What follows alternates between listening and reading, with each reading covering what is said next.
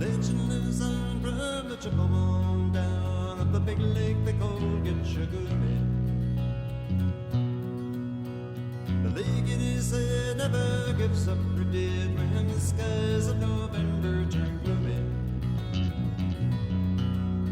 With the load of iron ore, 26,000 tons more than the Edmund, the Fitzgerald weighed empty. That big ship and true was upon the bitude when the gales of November came early. The ship was the pride of the American side, coming back from some mill in Wisconsin. As the big freighters go, it was bigger than most, with a crew and good captain well seasoned, concluding some terms with a couple of steel firms when they left fully loaded for Cleveland. And later that night when the ship's bell rang, it'd be the north wind they'd been feeling.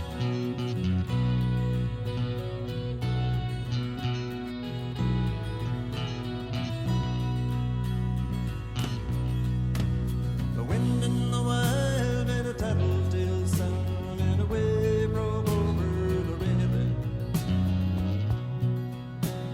And every man knew, as the captain did too, it was the witch of November come stealing. The dawn came late and the breakfast had to wait when gales of November came slashing. When afternoon came, it was freezing rain in the face of a hurricane west wind.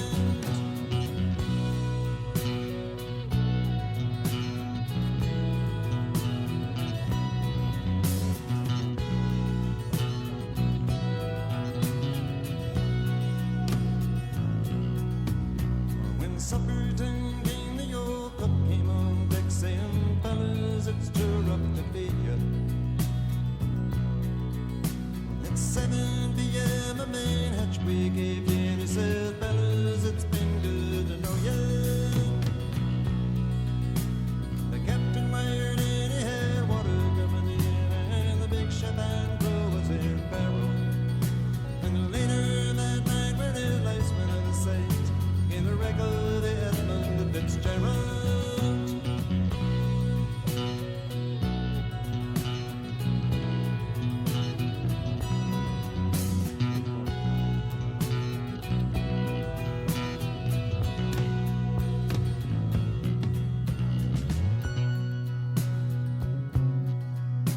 Does anyone know where the love of God goes when the waves turn the minutes to hours? The searchers all say they'd have made Whitefish Bay, they'd put 15 more miles behind her. They might have split up, or they might have capsized, they may have broke even to water. And all that remains is the faces and the names of the wives and the sons and the daughters.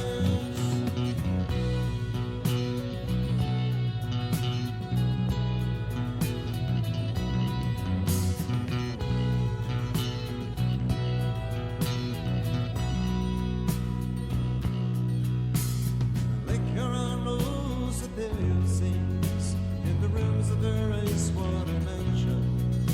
Oh, Michigan steams like a young man's dreams. The islands and bays are for sportsmen.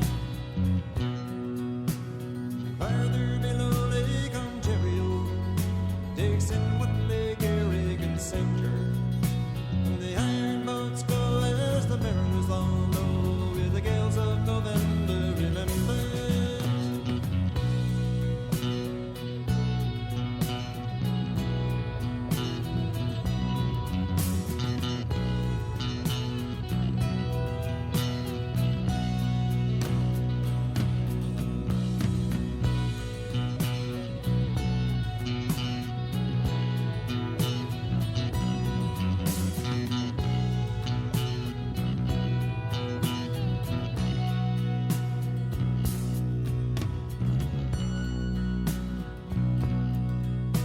In a musty old hull in Detroit, they prayed in the Maritime Sailors' Cathedral.